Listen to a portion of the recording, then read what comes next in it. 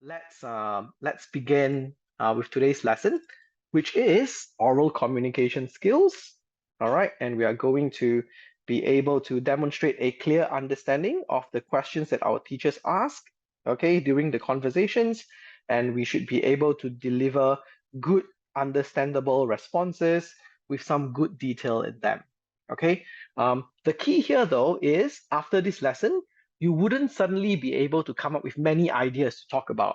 That cannot be done in one lesson. That requires effort from you.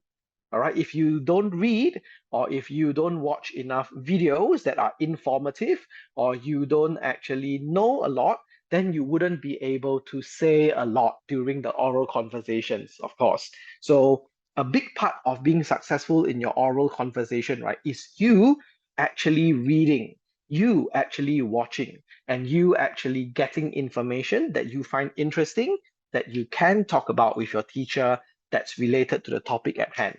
If your teacher's talking about nature, you need to say something related to nature. If your teacher's talking about friendship, you need to say something related to friendship. You can't just introduce a random topic in, right? So most of it, you need to come up with the ideas yourself. But there are some techniques you can use to, number one, stall for time, so you have more time to think.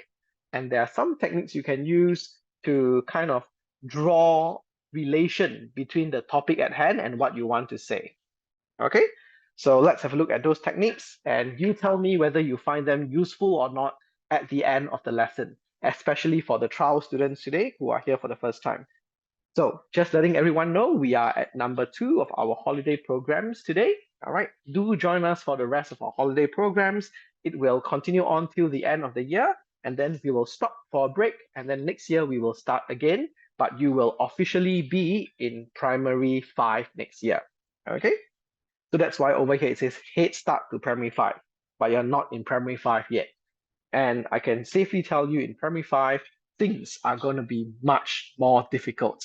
That's why a lot of students, they see that their results don't do very well in primary 5 because suddenly there are like so much more things to complete during your tests and your exams. Yeah, but don't worry, if you join us in 88 Tuition over here, you will get the opportunity to practice all of these beforehand, and I will give you the tips and tricks, right, to do well for your examinations at the end of next year. Okay? So, stimulus-based conversation, that's the second part to your oral. Do you know what is required of you? Can someone tell me, what do you know? What do you need to do during that conversation part?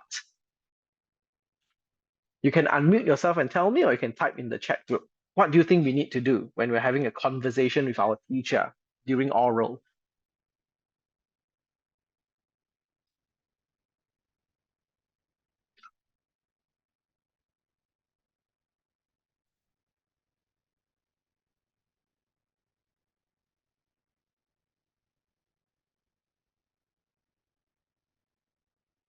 We need to speak clearly and loudly. Very good. Someone said, Grace said smile. Okay. It's not necessary to smile. It depends on the conversation you're having. Okay. But normally by smiling, I think it's a nice gesture. All right. But it wouldn't be very appropriate to smile if you're talking about people dying, perhaps. Like let's say the topic is about people dying, right? And then your teacher asks you, so what do you think about people passing away? Then you smile. I think that people passing away is very sad. That would be a bit weird. Okay, but yes, definitely, right? You should um be courteous. Whoops. So we can say be courteous and friendly to be courteous and friendly during the conversation. Now, not friendly as in you treat the teacher like a friend, okay, but be friendly in the way that you express yourself, right? In the amount of details that you share. Don't treat the teacher like they are your best buddy, like, hey, Mr. Heng, long time no see, that you pat him on the shoulder, that kind of thing. Please don't do that, okay?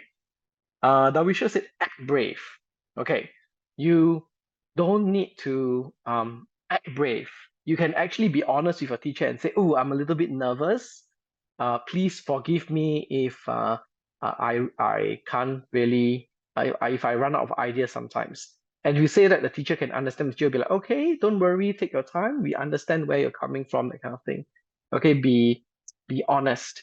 All right. You don't need to act brave. If you're brave, just be brave. If you're afraid or you're nervous, just admit that and say, oh, I'm a little bit nervous. Give me some time to take a deep breath. Okay, then we can continue the conversation. Okay.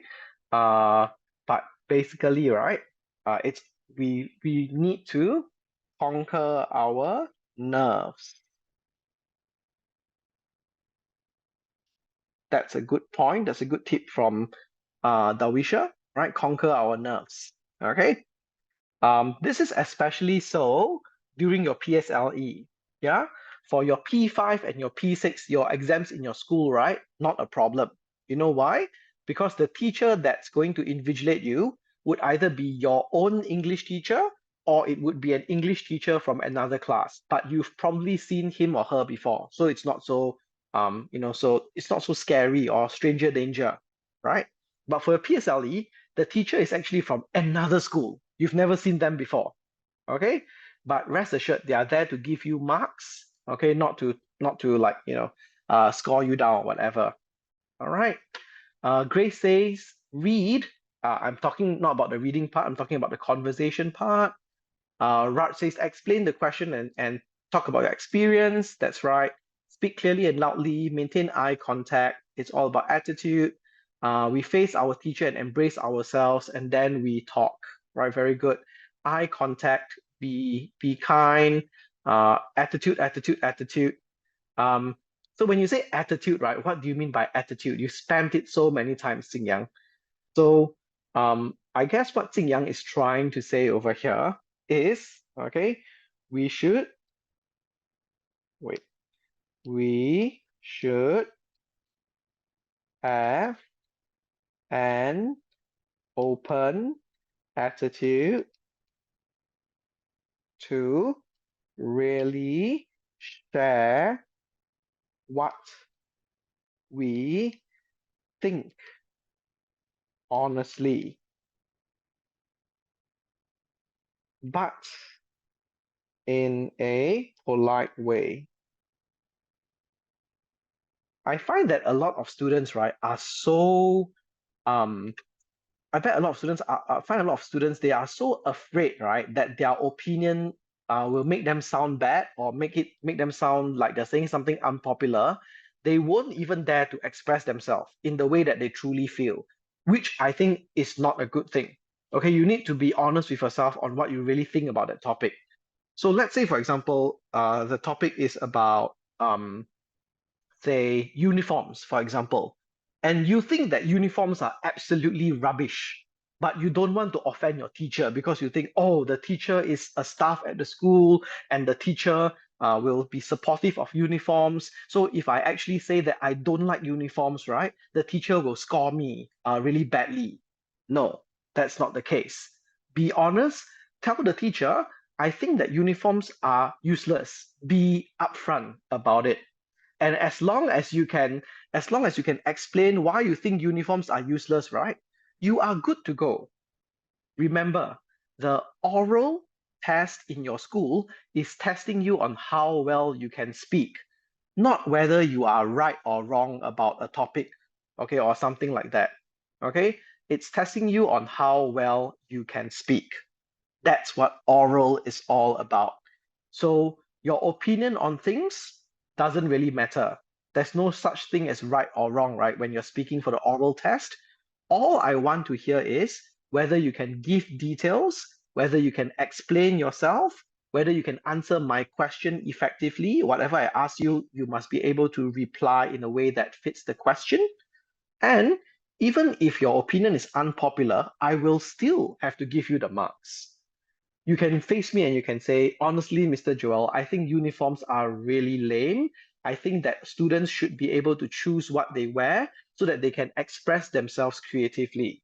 Plus, making everyone look the same isn't really a good thing because it just makes everyone, right, think the same as well. And you know that uniforms have really, really uncomfortable material, especially when we forget to bring our PE uniforms and we have to wear our usual uniforms to do physical exercise. We get all sweaty and the uniform gets stuck to our skin. It's so uncomfortable. Therefore, I think that uniforms are useless. We should all be able to wear our home clothes to school. Yeah. So if you can explain that to me, right, I will have to give you A, right? I will have to give you like upon 20, I'll have to give you 18 or maybe even 20 upon 20. You know what I mean? Yeah. So as long as you can explain yourself, all right, and you truly think that way. Normally, when you truly think that way, right, then you can explain yourself. If you force yourself to sound very nice or you force yourself to sound like a good student, right, you're going to sound very fake in the sense that you can't really give or explain why you think that way. So maybe you have an opinion about animals. Maybe you don't like animals at all, but you think that teachers, right, all expect you to say, "Oh, we should love animals and we should conserve them," that kind of thing. Maybe you have another opinion about animals. Say what you think. As long as you can explain why you think that way, you are good to go. Okay? So yeah, so that's what I mean by we should have an open attitude, and that was highlighted by Xing Yang. Great. Okay. And then, okay, I think someone just now said something else as well. Xing Yang spammed me so much. Um, eye contact. All right, eye eye contact. We face our teacher and brace ourselves, and then we talk.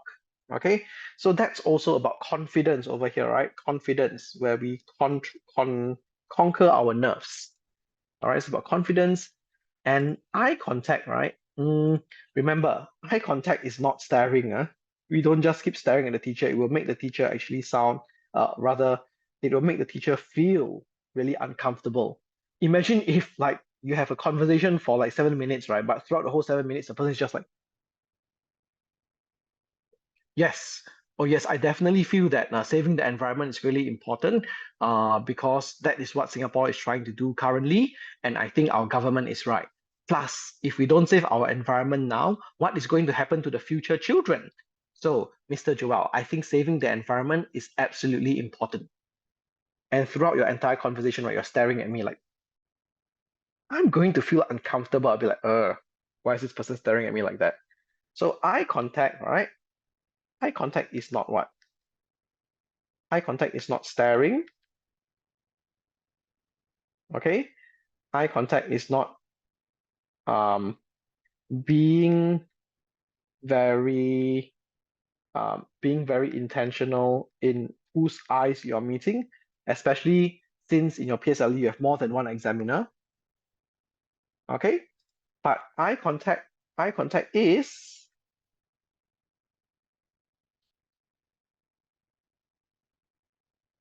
okay, meeting the eyes of your teacher sometimes to let them know you are speaking to them.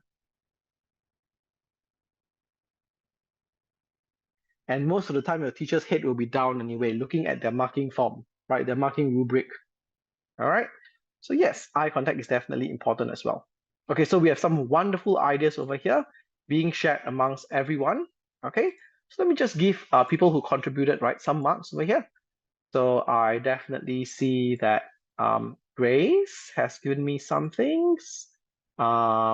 Darwisha as well, and then Xing Yang has given me some good ideas as well. And then Raj has given me some good ideas as well. All right, great. So I will give everyone here 2 points, okay, for the ideas that you have shared with me. Excellent. Now, let's go a bit further and explore some of the techniques we can use when we are having a conversation with our teacher. Okay, moving on. By the way, I'm using red and green, right? Because Christmas is coming. Red and green are my favorite Christmas colors. Ha ha ha. Okay, so next. So the goal, like what I said just